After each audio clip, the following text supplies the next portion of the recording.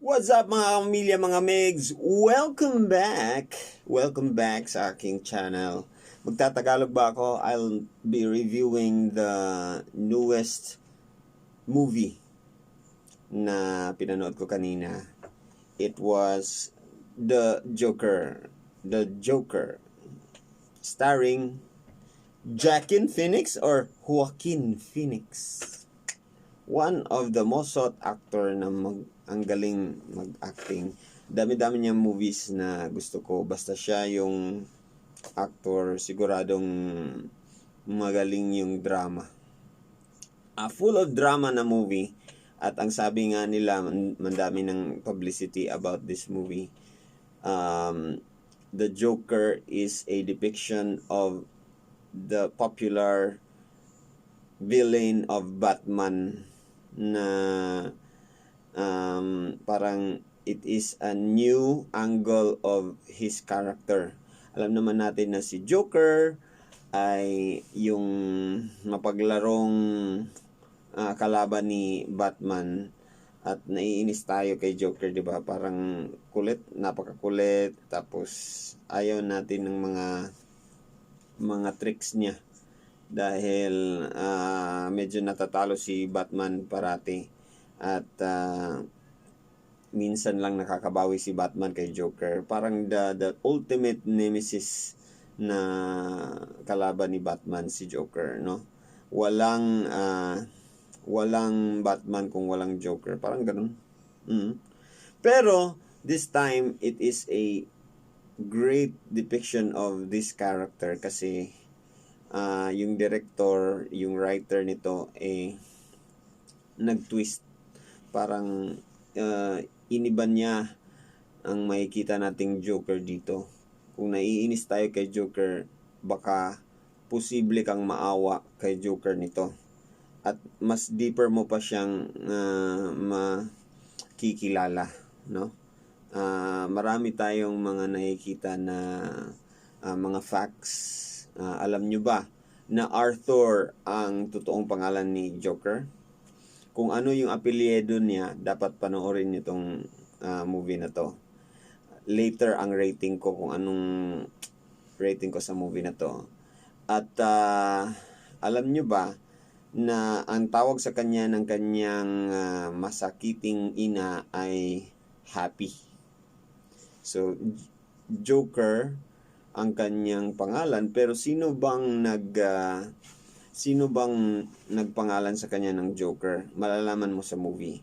Sino ba ang nagbinyag sa kanya ng pangalang Joker? Bakit Joker? So in the movie, isa siyang gusto niyang maging stand-up comedy artist. Pero nagtatrabaho siya as a clown, parang sumasayaw sa tapos merong mga programs, mga events, siya ay clown. Pero magaling siya na clown, no? Magaling.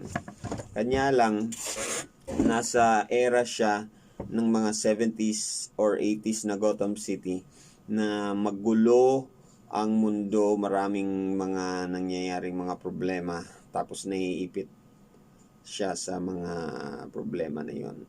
Yan, malalaman mo kung sino ang magti-trigger sa kanya or ano ang makaka-trigger sa kanya para maging Joker na character, para maging nemesis ni Batman.